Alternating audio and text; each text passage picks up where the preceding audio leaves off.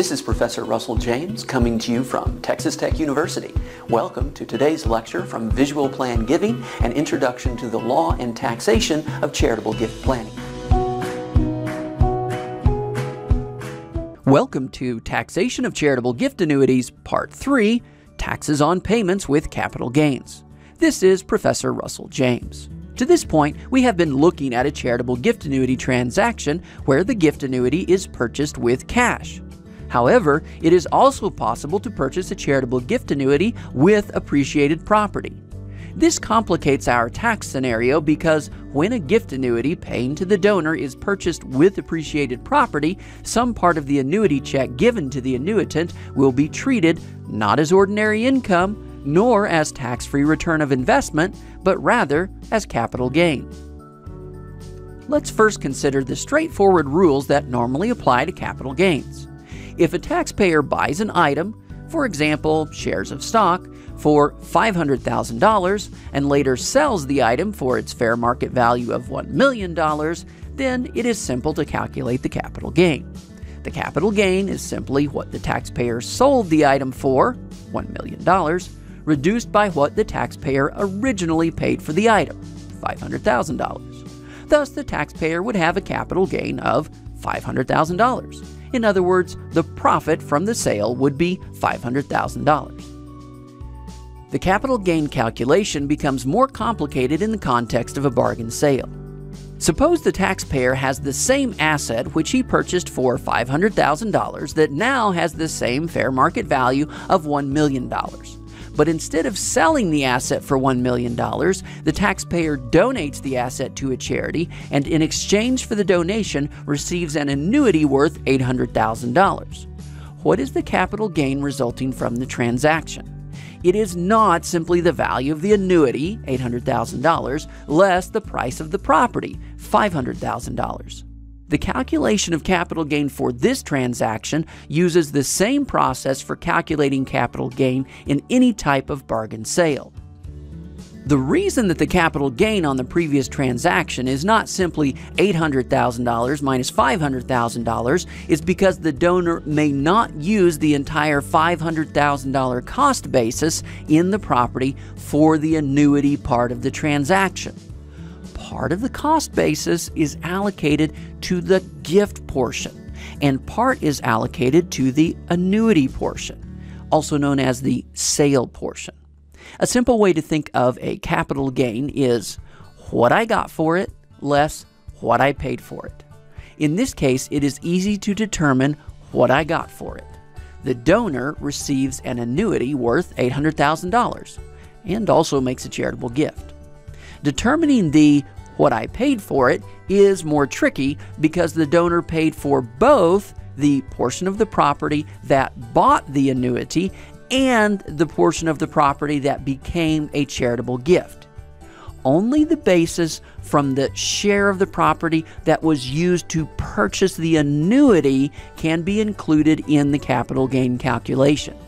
In some cases, the basis from the share of the property that became a charitable gift might also be important when, according to the rules on value in charitable gifts of property, the value of the donation is limited to basis. Let's apply this concept to our proposed transaction. The donor purchased property, perhaps intangible personal property like shares of stock, for $500,000 that grew in value to $1 million. He then gave that property to charity in exchange for a gift annuity worth $800,000. The first step is to divide the property into the part that was used to purchase the annuity, that is, the sale part, and the part that was used to make a charitable gift, that is, the gift part. In this case, $800,000 of the $1 million property was used to purchase the $800,000 annuity. In other words, 80% of the property was used for the sale part of the bargain sale. The remaining 20% of the property was used to make a charitable gift. In other words, the gift part of the bargain sale. Next, we apply this same percentage division to the cost basis. The total cost basis was $500,000. In other words, that was the purchase price of the transferred property. 80% of this $500,000 cost basis applies to the annuity purchase. In other words, $400,000 of basis applies to the sale part of the transaction. The remaining 20%, $100,000, of basis applies to the charitable gift. And if the charitable deduction were, for some reason, limited to the basis in the property, then the deduction would be for this $100,000 basis applying to the charitable gift rather than the full $200,000 difference between the transfer and the value of the annuity. Now that we know both what the donor received for the property transfer, valued at $800,000, and the amount of the basis that applied to this annuity part, also known as the sale part of the transaction, in other words, $400,000, it is easy to calculate the capital gain. The capital gain is simply the value of the annuity, $800,000, less the amount of basis in the property applied to the annuity part of the transaction, $400,000. When is the tax on this capital gain paid? The answer to this question depends upon who is receiving the annuity payments. If the donor purchases a gift annuity with appreciated property where the payments are made to another person, not the donor and donor spouse, then the capital gain must be recognized immediately. This eliminates a substantial part of the tax advantage of purchasing a charitable gift annuity with appreciated property. It also explains why such transactions are relatively rare. Nevertheless, the donor does still retain some advantage by giving appreciated property rather than cash to purchase the gift annuity, in that the capital gain attributed to the gift portion is avoided. The preferable tax result occurs if the donor is receiving, or the donor and the donor's spouse jointly are receiving, the annuity payments. In this case, the capital gain is deferred over the life expectancy of the donor, or joint life expectancy of the donor and the donor's spouse. The next best result to complete tax avoidance is tax deferral. In this case, the deferral is for an extraordinarily long period of time, making this a very attractive feature of purchasing gift annuities with appreciated property. In order to receive this treatment, the annuity must specify that it cannot be assigned to anyone excepting the charity itself, the donor, and the donor's spouse. Even if the donor never uses the right to assign the annuity payments to someone else, simply having this right available will result in immediate recognition of all capital gain. To calculate the share of each year's payments that will count as capital gain, the annuitant donor simply divides the total capital gain by his life expectancy at the time of purchase of the gift annuity, or the donor and donor's spouse's joint life expectancy if paid jointly. As before, this original life expectancy is called the expected return multiple, and is identified in the table found in the Code of Federal Regulations, Title 26, Section 1.72-9. The process for this calculation is identical to the previously discussed process for identifying how much of each year's payment will be tax-free return of investment. For example, if a donor had a 5-year expected return multiple, in other words, life expectancy at the time of the purchase of the gift annuity, and a capital gain of $10,000 from the purchase of the gift annuity, then 1/5 of the capital gain would be recognized in each of the first 5 years. Thus, $2,000 of each annual payment check would count as capital gain for the first 5 years. After 5 years, the entire $10,000 in capital gain would have been recognized. Similar to the previous discussion of return of original investment, there is no additional capital gain to recognize if the donor outlives his, quote, expected return multiple. In other words, his original life expectancy. Regardless of the price of the gift annuity or the use of appreciated property, after an annuitant outlives his or her expected return multiple, all subsequent annuity payments will consist entirely of ordinary income. Let's now return to our previous example with one modification. Rather than giving $100,000 in cash, the donor now gives publicly traded stock worth $100,000. This is stock that the donor originally purchased for $60,000. In other words, the basis of the stock is $60,000. In exchange for this stock, the charity agrees to pay the age 55 donor $4,000 per year for life. How much of each $4,000 annuity payment will count as capital gain?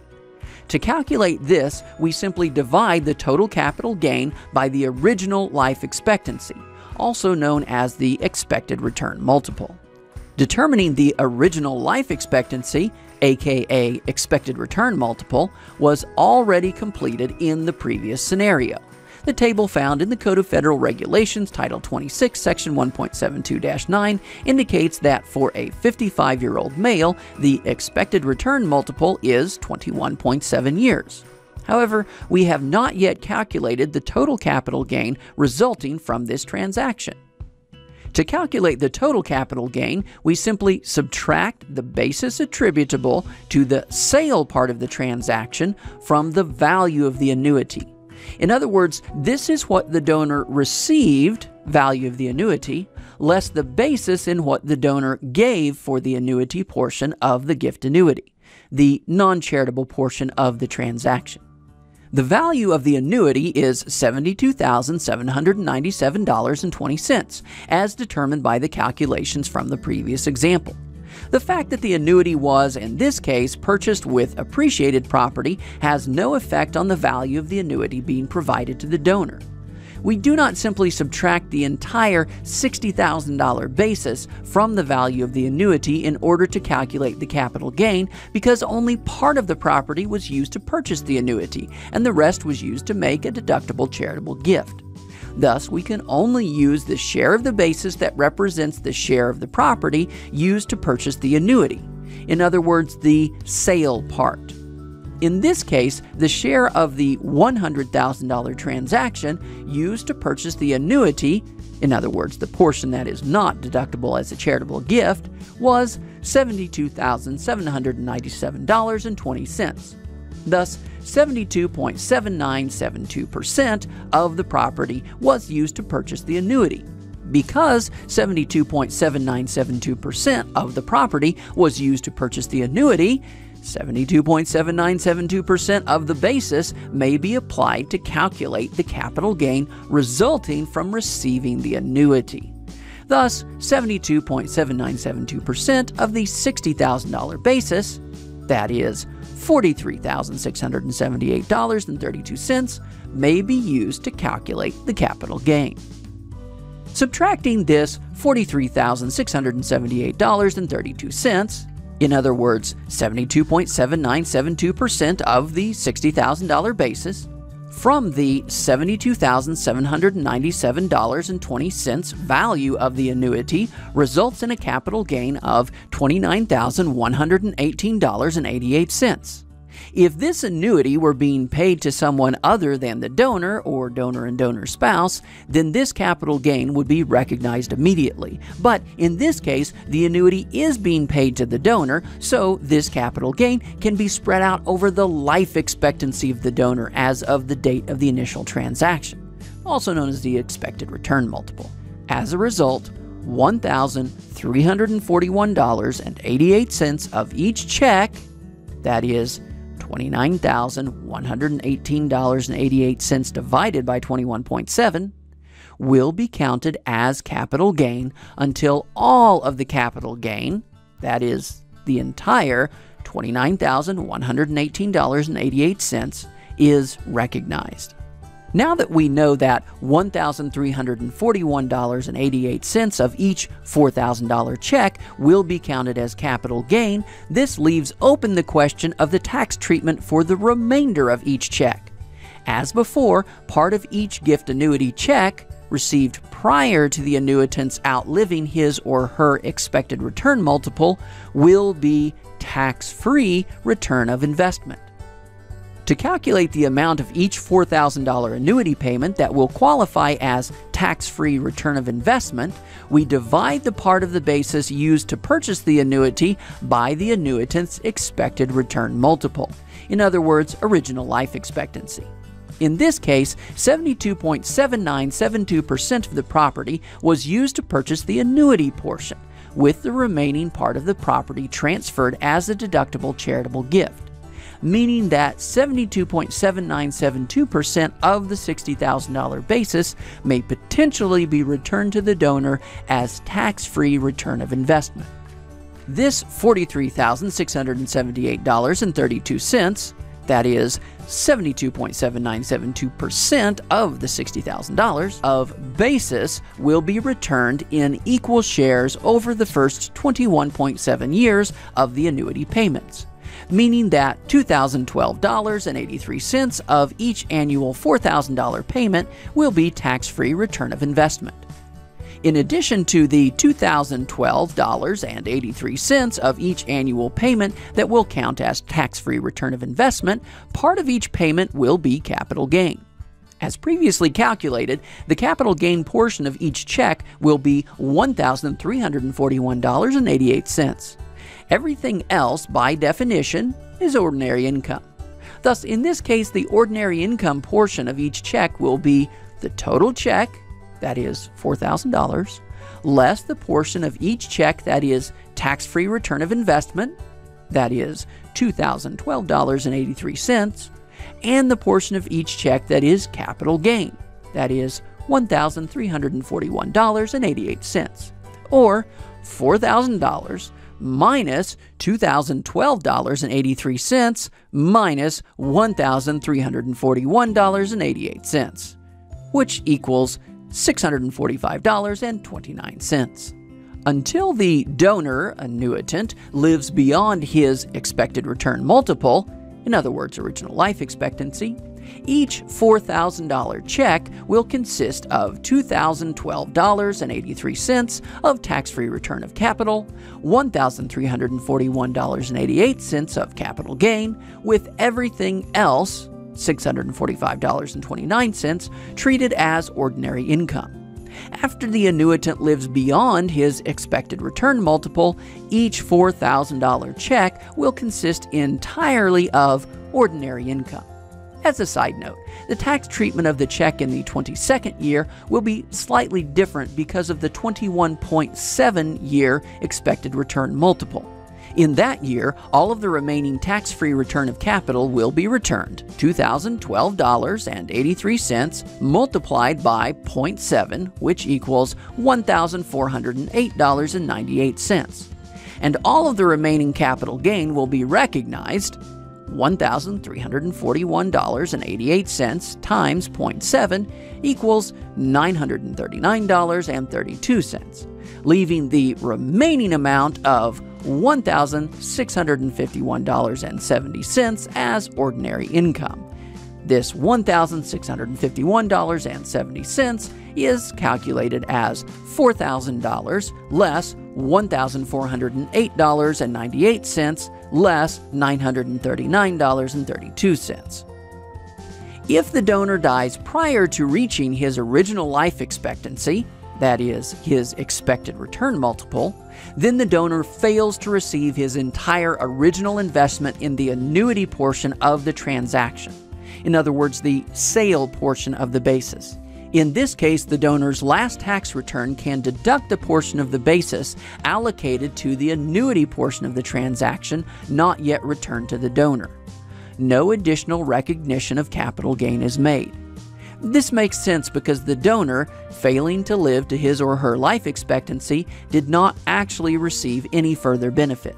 This has been Taxation of Charitable Gift Annuities, Part 3, Taxes on Payments with Capital Gains. Join us next time for Taxation of Charitable Gift Annuities, Part 4, Gift Taxes and Special Assets.